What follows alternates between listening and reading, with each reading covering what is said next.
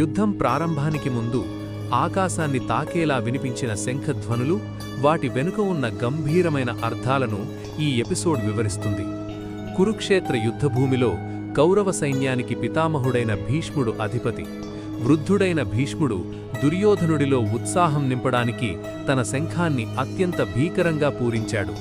ఆ ధ్వని సింహగర్జనలా ఉండి కౌరవ సైన్యం యుద్ధానికి సిద్ధమని ప్రకటించింది.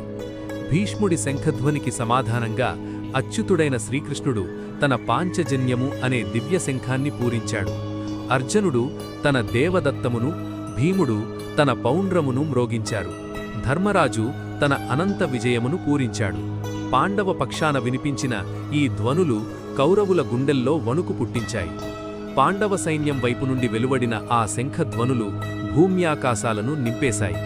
అన్యాయం వైపు ఉన్న ధృతరాష్ట్రుడి పుత్రుల గుండెలు ఆ శబ్దానికి చెదిరిపోయాయి.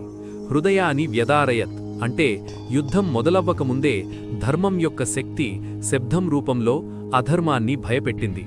శంఖారావం అంటే కేవలం యుద్ధ ప్రకటన కాదు, అది మనలోని నిద్రాణమైన శక్తిని మేల్కొల్పడం.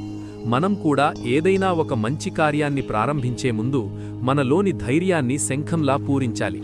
ఈ శబ్ద తరంగాలు యుద్ధభూమిని ఎలా మార్చాయో, అర్జునుడి మానసిక స్థితిని ఎలా ప్రభావితం చేశాయో మనం గమనించాలి. శంఖారావం ముగిసింది. యుద్ధం మొదలయ్యే క్షణంలో అర్జునుడు కృష్ణుడిని ఒక వింత కోరిక కోరాడు. అదేంది అనేది నెక్స్ట్ ఎపిసోడ్లో. Please subscribe. జై శ్రీకృష్ణ.